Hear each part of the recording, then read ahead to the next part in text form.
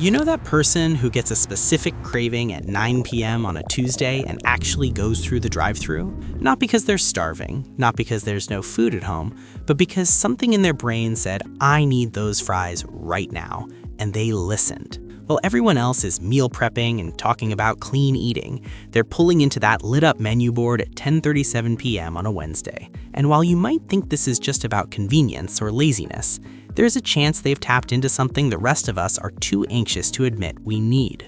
Let me ask you something. When was the last time you drove through somewhere and it wasn't really about the food? Maybe it was a long day. Maybe you had a fight with someone.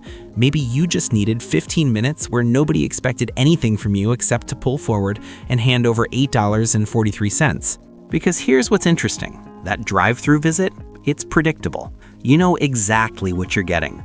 The same sauce packets, the same slightly too salty fries, the same voice asking if you want to add a drink.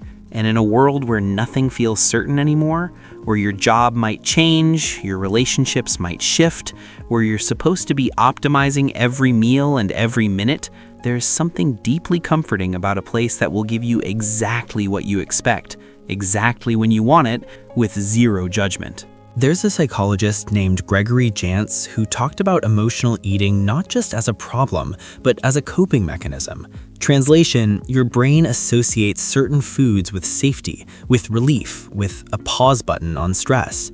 And studies show that up to 40% of people increase their food intake when they're stressed, not because they're hungry, but because eating certain foods literally calms their nervous system. So if you're the person who craves that drive-thru, you're not weak. You're not failing at adulting. Your brain is trying to give you a hit of dopamine in a day that's been asking too much of you. But here's what people miss. It's not really about the burger. It's about the ritual, the permission, the fact that you can sit in your car in that parking lot for 12 minutes before you drive home and nobody knows. Nobody's asking you for anything. You're not performing. You're not on. You're just there, with your mediocre fries and your oversweetened Coke, and for those 12 minutes, the world stops demanding things from you. Think about it. You can't mess up a drive-thru order. You can't disappoint the cashier. You don't have to cook it, clean it up, or wonder if you did it right. Someone hands you a bag through a window and says, "Have a nice day," and they mean it in the most neutral, undemanding way possible. If this is resonating, drop a comment. I want to know if you relate. Here's the paradox. We live in a world that tells us every choice matters. Every meal should be intentional. Every moment optimized. But these people, they figured out that sometimes you need something that doesn't matter. Something small and predictable and just for you. Not Instagram worthy, not impressive, just yours. That drive-through craving isn't about the food. It's about reclaiming 15 minutes of your own time and a life that constantly asks you to be someone for someone else. It's a tiny rebellion that looks like compliance.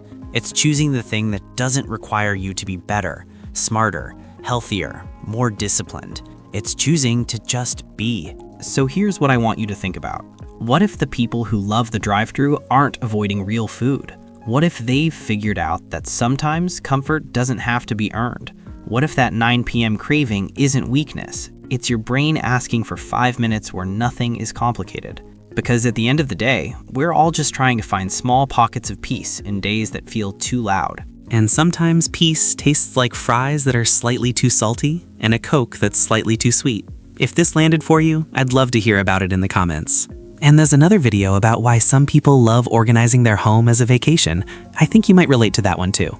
Thanks for being here.